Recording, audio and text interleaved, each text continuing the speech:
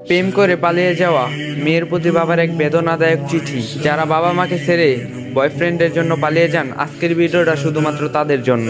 বাবা বলছেন, মারে শুরুটা কিভাবে করব বুঝতে পারতাছি না। যেই দিন তুই তোর মায়ের অস্তিত্ব ছেড়ে ভূমিষ্ঠ হয়েছিলি, সেই দিন থেকে তোরে মা ডাকতে শুরু করছিলাম। তোকে মা ডাকতে গিয়ে নিজের মা হারানোর ব্যথাটা ভুলে গেছিলাম। তোর মা তোকে মা ছাড়া কখনো অন্য নামে ডাকিনি। বিদ্যালয়ে প্রথম দিন শিক্ষক তোর নাম জিজ্ঞাসা করছিলেন, তোকে মা বলে ডাকতে ডাকতে তোর নামটাই ভুলে গেছিলাম। আমি তোর নাম না বলতে পারে সবাই আমাকে নিয়ে হাসতাছিল, তাই চিঠির উপর নাম তোর নামের জায়গায় মা লিখেছে। হঠাৎ করে তুই এভাবে চলে যাবে আমি তো বুঝতেই পারিনি। ছেলেটা যেদিন বাইরে ব্যাগ হাতে নিয়ে তোর জন্য অপেক্ষা করছিল, কখন তুই দরজা খুলে বাইরে বেরিয়ে আসবি, আমি তখন ভেতরে বসে রবের কাছে প্রার্থনা করছিলাম আর ভাবছিলাম কতটা ভালোবাসতে পারলে তুই আমাকে ছেড়ে যাবি না। অপরদিকে তুই ঘরে বয়ে ভাবছিলি আজ যেতে না পারলে ছেলেটার কাছে ছোট হয়ে যাব। আর আমি ভাবছিলাম তুই চলে গেলে সমস্ত পিতা জাতির কাছে কিভাবে আমি মুখ দেখাবো। জানিস মা, তুই তোর 3 বছরের ভালোবাসা খুঁজে পেয়েছিস, কিন্তু আমার জীবন থেকে 20 বছরের ভালোবাসা হারিয়ে গেছে। মারে, প্রত্যেকটা বাবাই জানে রক্ত পানি করে তোলা মেয়েটাকে একদিন অন্যের ঘরে ঠিকই চলে যেতে হবে। তারপর একটু কৃপণতা থাকে না বাবাদের ভেতরে। বাবাদের ভালোবাসা শামুকের মতো।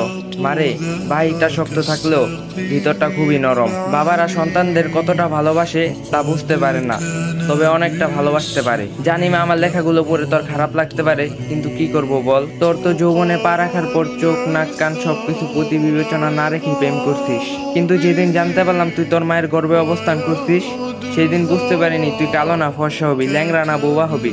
কোনো কিছু অপেক্ষা ছাড়াই তোর প্রেমে পড়ছিলাম, তাই জন্য এত কিছু লেখা। আমি জানি না মা, তোদের মতো সব সন্তানদের একটা প্রশ্ন, বাবারা কেন এত সহজে ভালোবাসাটাকে মানতে চায় না। উত্তরটা ঘাড়ে তোলা থাকলো, তুই যেদিন মা হবি সেদিন নিজে নিজেই প্রশ্নটা জানতে পারবি। তোরা যখন একটা ছেলের হাত ধরে পালিয়ে যাস, তখন ওই ছেলে ছাড়া জীবনে কারো প্রয়োজন বোধ করিস না। সবাই এমন কেন 2-3 বছরের ভালোবাসার জন্য 20 বছরের ভালোবাসাকে কোরবানি দিয়ে দেয়। আর এটাই ছিল একটা বাবার লেখা চিঠি। আর আপনারা